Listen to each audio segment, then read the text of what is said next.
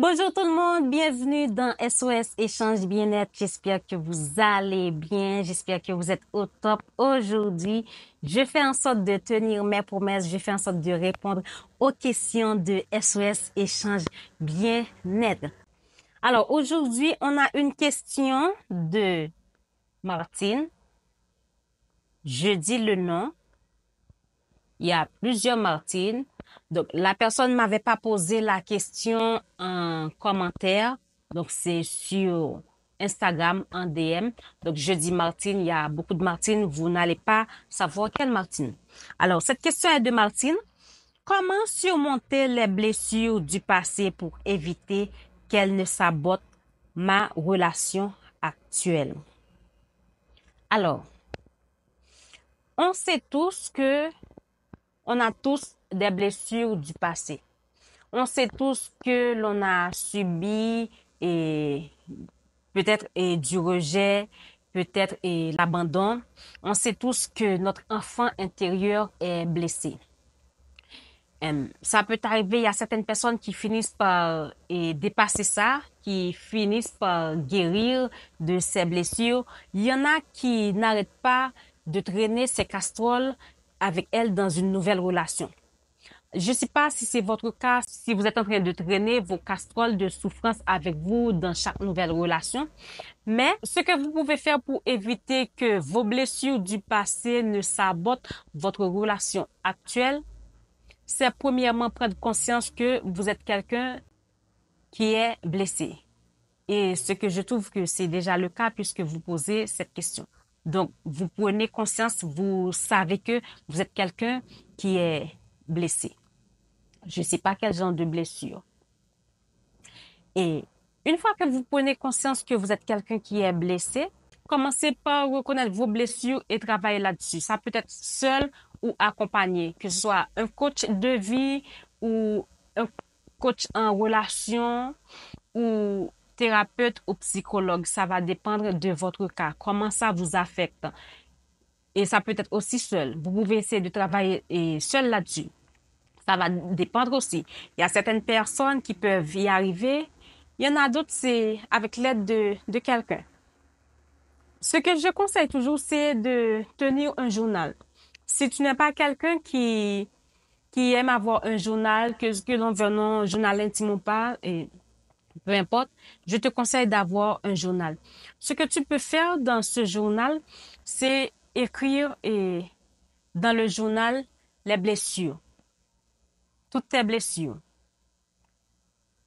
Et comment tu te sens face à tes blessures. Que ce soit des blessures dans l'amitié, dans la famille, dans tes relations passées, c'est très important. Et tu vas faire en sorte de travailler là-dessus. Ça peut être seul, comme je le dis, ça peut être aussi accompagné. Et peu importe si c'est accompagné, fais en sorte d'avoir ton carnet à côté de toi. Comme ça, et quand la personne qui va t'accompagner va te poser des questions, va te dire quel genre de blessure, c'est vrai que c'est ton histoire, mais quand c'est sous la main, c'est mieux. Ce que tu peux aussi faire, et c'est en parler à ton partenaire. Ça va dépendre aussi. Parce que il faut savoir qu'il y a certaines personnes qui sont là pour jouer. Est-ce que déjà la confiance règne dans la relation? Est-ce qu'il est engagé dans la relation? Est-ce qu'il est là pour de bon? Est-ce qu'il est sérieux? Est-ce que la relation est sérieuse? Si c'est quelqu'un, tu vois que c'est vrai, je suis amoureuse de lui, mais c'est quelqu'un qui n'est pas là pour une relation sérieuse, il veut rien de sérieux, il veut pas vraiment s'engager. Tu n'as pas à lui expliquer tout ça. Au contraire, c'est à toi de faire en sorte de te retirer de cette relation parce que tu vas beaucoup plus souffrir. Mais si c'est quelqu'un qui veut avancer avec toi dans la relation, il est engagé, la communication ouverte est là et il veut s'intégrer dans la relation, il veut travailler pour la réussite de la relation, tant mieux, tu peux en parler à cette personne, mais ça va aussi dépendre de quelle blessure, parce qu'il y a certaines choses qu'on peut pas en parler au tout début de la relation, 1 an, 2 ans de relation, on peut pas en parler. Mais les choses que tu trouves que il y a aucun problème, tu peux en parler, il y a aucun problème. Parle-en à ton partenaire, c'est très important.